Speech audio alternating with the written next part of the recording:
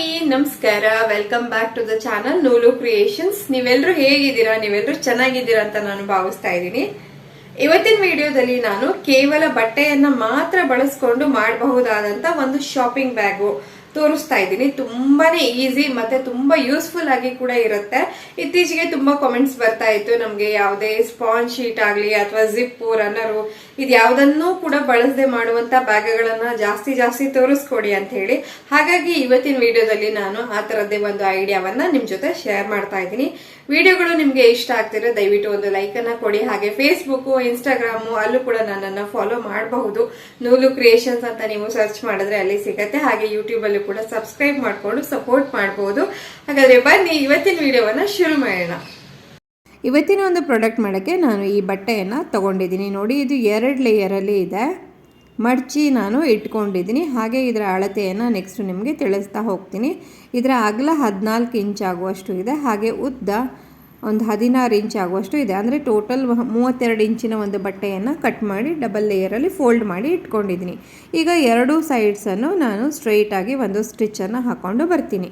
2 ಕಡೆಗೂ ಈ ರೀತಿ ನಾನು ಸ್ಟಿಚ್ಚನ್ನು ಹಾಕ್ಕೊಂಡಿದ್ದಾಯಿತು. ನೆಕ್ಸ್ಟ್ ಏನು ಮಾಡಬೇಕು ಅಂದರೆ ಈ ಟಾಪ್ ಪಾರ್ಟ್ ಏನಿದೆ ಇಲ್ಲಿ ಓಪನ್ ಇದೆಯಲ್ಲ, ಈ ಜಾಗವನ್ನು ನೋಡಿ ಇಲ್ಲಿ ತೋರಿಸ್ತಾ ಇದ್ದೀನಿ. ಈ ರೀತಿಯಾಗಿ 1 ಫೋಲ್ಡು, ಫಸ್ಟ್ ಫೋಲ್ಡು ಚಿಕ್ಕದಾಗಿ ತೊಗೊಳ್ಬೇಕು. ಹಾಗೆ ಸೆಕೆಂಡ್ ಫೋಲ್ಡು ಸ್ವಲ್ಪ ಅಗಲವಾಗಿ ತೊಗೊಳ್ಬೇಕು. ಹೆಚ್ಚು ಕಡಿಮೆ 1 ಇಂಚ್ ಆಗುವಷ್ಟು ಈ ಫೋಲ್ಡು ಬರುತ್ತೆ. ಈ ರೀತಿಯಾಗಿ ಸುತ್ತಲೂ 1 ಸ್ಟಿಚ್ಚು ಹಾಕ್ಕೊಂಡು ಬರಬೇಕು.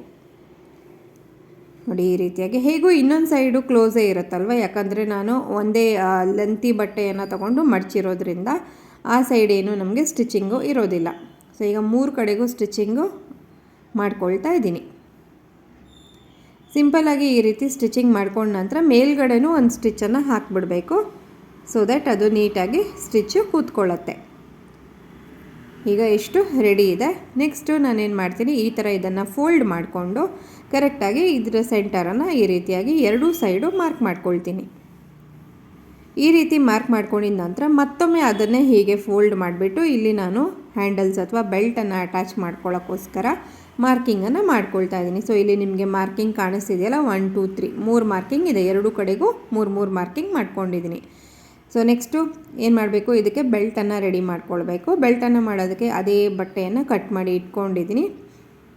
ಸೊ ಇದು 3.5 ಇಂಚು ಅಗಲ ಇದೆ. ಹಾಗೆ 20 ಇಂಚು ಉದ್ದ ಇದೆ. ನೆಕ್ಸ್ಟ್ ಏನು ಮಾಡಬೇಕು, ಪ್ರತಿ ಸಲ ನಾನು ಬ್ಯಾಗ್ ಮಾಡುವಾಗಲೂ ತೋರಿಸ್ತೀನಲ್ಲ, ಅದೇ ಪ್ರಕಾರವಾಗಿ ಈ ಥರ 1 ಫೋಲ್ಡು, 2 ಫೋಲ್ಡು ಮತ್ತೊಂದು ಫೋಲ್ಡು ಈ ರೀತಿ ಮಾಡಿಕೊಂಡು 2 ಕಡೆಗೂ ಸ್ಟಿಚ್ಚನ್ನು ಹಾಕ್ಕೊಂಡ್ರೆ ಬೆಲ್ಟು ರೆಡಿ ಆಗುತ್ತೆ. ನೋಡಿ ಈ ಥರ ಬೆಲ್ಟು ರೆಡಿ ಆಯಿತು. ನೆಕ್ಸ್ಟು ನಾನು ಈಗಾಗಲೇ ಮಾರ್ಕ್ ಮಾಡ್ಕೊಂಡಿದ್ನಲ್ಲ ಆ ಬ್ಯಾಗಿಗೆ, ಸೊ ಅದರ ಮೇಲೆ ಈ ಥರ ಒಂಚೂರು ಬೆಲ್ಟ್ ತುದಿಯನ್ನು ಈ ರೀತಿ ಫೋಲ್ಡ್ ಮಾಡಿಬಿಟ್ಟು ಆ ಮಾರ್ಕಿಂಗ್ ಮೇಲೆ ಕರೆಕ್ಟಾಗಿ ಇಟ್ಕೊಂಡು ಒಂದು ಚೌಕ ರೀತಿಯಲ್ಲಿ ಸ್ಟಿಚ್ಚನ್ನು ಹಾಕ್ಕೊಳ್ಬೇಕು. ನೋಡಿ ಈ ಥರ ಚೂರು ಫೋಲ್ಡ್ ಮಾಡಿಕೊಂಡ್ರೆ ಸಾಕು. ಒಂದು ಚೌಕ ರೀತಿಯಲ್ಲಿ ಸ್ಟಿಚ್ಚನ್ನು ಹಾಕ್ಕೊಂಡ್ರೆ ಡಬಲ್ ಸ್ಟಿಚ್ ಹಾಕ್ಕೊಳ್ಳಿ, ಆದಷ್ಟು ಗಟ್ಟಿಯಾಗಿ ಬರುತ್ತೆ. ಈಗ ನಾನು ಬೆಲ್ಟನ್ನು 2 ಸೈಡ್ಸು ಜೋಡಿಸ್ಕೊಂಡಿದ್ದಾಯಿತು. ನೋಡಿ ಈ ಥರ ಬಂದಿದೆ ಸ್ಟಿಚ್ಚು, ನಿಮಗೆ ಕಾಣಿಸ್ತಿದೆ ಅಂತ ಅಂದ್ಕೊಳ್ತೀನಿ. ಈಗ ಇದನ್ನು ಸೀದಾ ಮಾಡ್ಕೊಳ್ಳೋಣ. ಸೀದಾ ಮಾಡ್ಕೊಂಡ್ಮೇಲೆ ಎಲ್ಲ ಕಾರ್ನರ್ಸನ್ನು ನೀಟಾಗಿ ಓಪನ್ ಮಾಡಿಕೊಂಡು ಸೆಟ್ ಮಾಡ್ಕೊಳ್ಬೇಕು. ಈಗ ನಮ್ಮ ಬ್ಯಾಗ್ ಅಂತೂ ರೆಡಿ ಇದೆ. ನೋಡಿ ಈ ರೀತಿ ಕಾಣಿಸ್ತಾ ಇದೆ.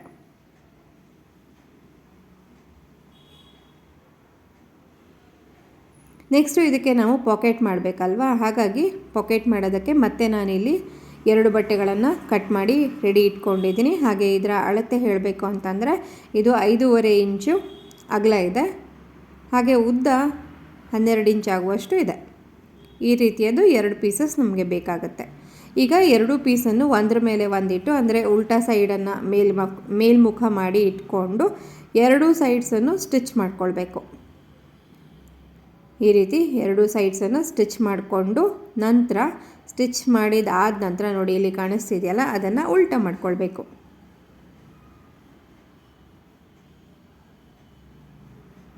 ಈ ರೀತಿ ನೀಟಾಗಿ ಉಲ್ಟಾ ಮಾಡ್ಕೊಂಡಿದ ನಂತರ ಏನು ಮಾಡಬೇಕು ಅಂದರೆ ನೀಟಾಗಿ ಸೆಟ್ ಮಾಡ್ಕೊಳ್ಬೇಕು. ಹಾಗೆ ಮೇಲ್ಭಾಗವನ್ನು ಕೂಡ ಈ ರೀತಿ 1/4 ಇಂಚು ಆಗುವಷ್ಟು ಒಳಗೆ ತಳ್ತಾ ಅಲ್ಲೂ ಕೂಡ ಒಂದು ಸ್ಟ್ರೇಟ್ ಸ್ಟಿಚ್ಚನ್ನು ಹಾಕ್ಕೊಳ್ಬೇಕು. 2 ಸೈಡ್ಸು ಇದೇ ರೀತಿಯಾಗಿ ಮಾಡ್ಕೊಳ್ಬೇಕು. ಸೊ ಬೇಸಿಕಲಿ ಒಂದು ಮೇಯ್ನ್ ಬೇಸ್ ಬಟ್ಟೆಯನ್ನು ರೆಡಿ ಮಾಡ್ಕೊಳ್ಬೇಕು ಈ ಥರ. ನೆಕ್ಸ್ಟ್ ಏನು ಮಾಡಬೇಕು ಅಂದರೆ ಒಂದು ಸೈಡು ಈ ರೀತಿಯಾಗಿ ಫೋಲ್ಡ್ ಮಾಡ್ಕೊಳ್ಳಿ. ಮೇಲ್ಗಡೆ ಸ್ವಲ್ಪ ಫೋಲ್ಡಿಂಗ್ ಕಡಿಮೆ ಬರಬೇಕು, ಕೆಳಗಡೆ ಫೋಲ್ಡಿಂಗ್ ಜಾಸ್ತಿ ಬರಬೇಕು. ಆ ರೀತಿಯಾಗಿ ಒಂದು ಅಂದಾಜಲ್ಲಿ ಈ ರೀತಿ ಫೋಲ್ಡಿಂಗ್ ಮಾಡಿಕೊಂಡು ನಂತರ ಏನು ಮಾಡ್ತೀನಿ ಅಂದರೆ ಎರಡೂ ಕಡೆನೂ ಸ್ಟಿಚ್ಚನ್ನು ಹಾಕ್ಕೊಳ್ತೀನಿ. ಸೈಡ್ಸು ನೋಡಿ ಇಲ್ಲಿ ಕಾಣಿಸ್ತಿದೆಯಲ್ಲ, ಈ ಥರ ಇಟ್ಕೊಂಡು ಎರಡೂ ಸೈಡ್ಸು ಸ್ಟಿಚ್ಚನ್ನು ಹಾಕ್ಕೊಂಡು ಬರ್ತೀನಿ. ಈಗ ನಂದು ಪಾಕೆಟ್ ಅಂತೂ ರೆಡಿ ಆಯಿತು ನೋಡಿ, ಈ ಥರ ಕಾಣಿಸ್ತಾ ಇದೆ. ನೆಕ್ಸ್ಟ್ ಏನು ಮಾಡಬೇಕಂದ್ರೆ ಈ ಪಾಕೆಟನ್ನು ನಾವು ಹೊಲಿದಂಥ ಬ್ಯಾಗಿಗೆ ಸ್ಟಿಚ್ ಮಾಡಬೇಕಲ್ವ, ಅದನ್ನು ನೋಡಿ ಆ ಎರಡು ಹ್ಯಾಂಡಲ್ಸ್ ಏನು ಕಾಣಿಸ್ತಿದೆ ಬೆಲ್ಟ್ಸು, ಅದರ ಸೆಂಟರಲ್ಲಿ ಈ ಒಂದು ಪಾಕೆಟ್ ಬರಬೇಕು. ಹಾಗೆ ಒಂದು ಯು ಆಕಾರದಲ್ಲಿ ಸ್ಟಿಚ್ಚನ್ನು ಹಾಕ್ಕೊಳ್ಬೇಕು. ಮೇಲ್ಗಡೆ ಸ್ಟಿಚ್ಚನ್ನು ಹಾಕ್ಕೊಳ್ಬಾರ್ದು. ಬೇಕಿದ್ರೆ ಪಿನ್ನನ್ನು ಹಾಕ್ಕೊಂಡ್ಬಿಟ್ರೆ ನಿಮಗೆ ಸ್ಟಿಚ್ ಮಾಡಬೇಕಾದ್ರೆ ಸರಿದಾಡೋದಿಲ್ಲ. ಹಾಗಾಗಿ ನಾನು ಕೂಡ ಪಿನ್ನನ್ನು ಹಾಕ್ಕೊಂಡು ಸ್ಟಿಚ್ ಮಾಡ್ಕೊಂಡು ಬಂದೆ. ಇವಾಗ ಟಾಪ್ ಪಾರ್ಟು ಸ್ಟಿಚ್ ಮಾಡಿಲ್ಲ, ಉಳಿದಿರುವಂಥ 3 ಕಡೆಗೂ ನಾನು ಸ್ಟಿಚ್ ಮಾಡಿದ್ದೀನಿ.